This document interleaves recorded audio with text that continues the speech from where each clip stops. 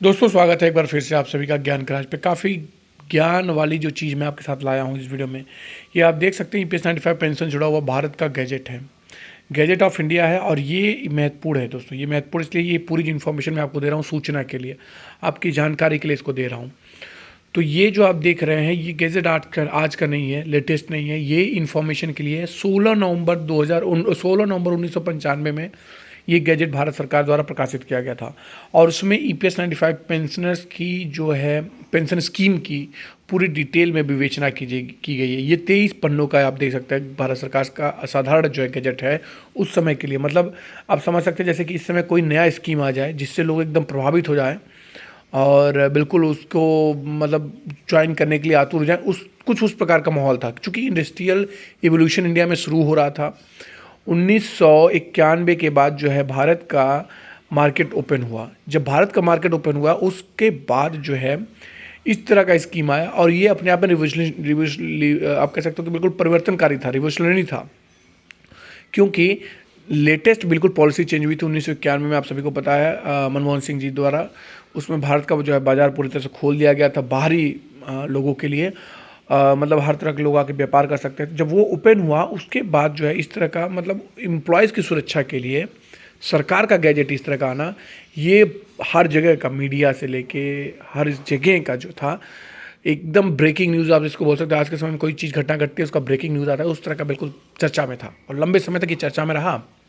इस स्कीम के बारे में काफ़ी विशेषताएं रही। जो लोग इसे ज्वाइन किए वो अपने आप में काफ़ी अच्छा महसूस किए कि हमने इस स्कीम के माध्यम से, या फिर जो लोग, चूँकि इंडस्ट्रियल रिवोल्यूशन हो रहा था, लोग कार्य कर रहे थे तो वो लोग जुड़ रहे थे। वो एक उत्साह का माहौल था कि बिल्कुल सरकार जो है उनके साथ है। लेकिन बिल्कुल उसका नेगलेक्ट कर दिया गया। एक समय के बाद उसको नेगलेक्ट कर दिया गया। मतलब उस स्कीम की जो प्रासंगिकता जो थी वो बिल्कुल ख़त्म हो गई।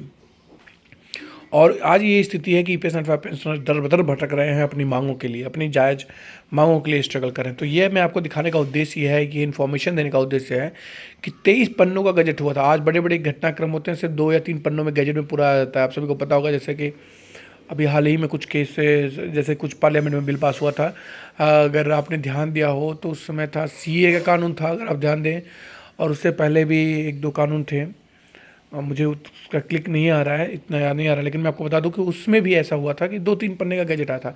लेकिन ये चूंकि एक्स्ट्राऑर्डिनरी था, ये 23 पन्नों का गैजेट भारत सरकार ने जारी किया था और इसमें पूरी विस्तृत रूप से विवेचना की गई है। लेकिन महंगाई का मार जिसको आप बोलते हैं कि डीए से इंडेक्स, डीए का कहा गया था 3 साल बाद इसकी हर 3 साल बाद ये होगी, लेकिन ऐसा कुछ नहीं हुआ।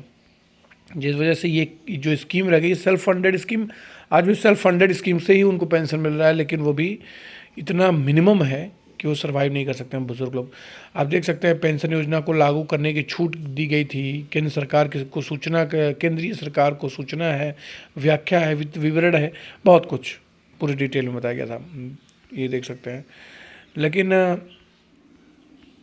समय है और समय ने इसकी प्रासंगिकता को ख़त्म कर दिया है। मैं यही कहना चाहूँगा, इस वीडियो को आप लोग ज़्यादा से ज़्यादा लोगों तक शेयर करिएगा, हर कोई इससे अपडेट हो सके, अवेयर हो सके।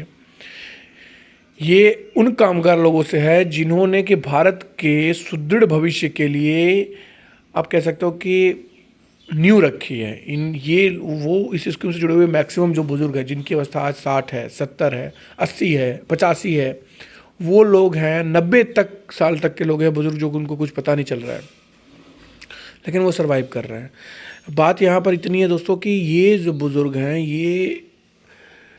ये न्यू वाला बुजुर्ग, मतलब बिल्कुल बेस है। अगर आप बेस पे ध्यान नहीं देंगे तो निश्चित तौर पे जो आपका पिलर है वो कमज़ोर होगा। इस बात पे सरकार को विशेष रूप से ध्यान देने की आवश्यकता है कि आप इनका जो मांग है, इनकी जो लंबे समय से चली आ रही है स्ट्रगल है, उसको तत्काल जो है निराकरण करके उसका समापन करें।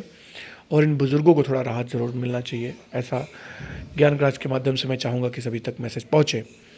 इस वीडियो को ज़्यादा से ज़्यादा लोगों तक शेयर करिएगा। फिलहाल के लिए इसमें इतना दोस्तों, आप सभी का बहुत बहुत धन्यवाद।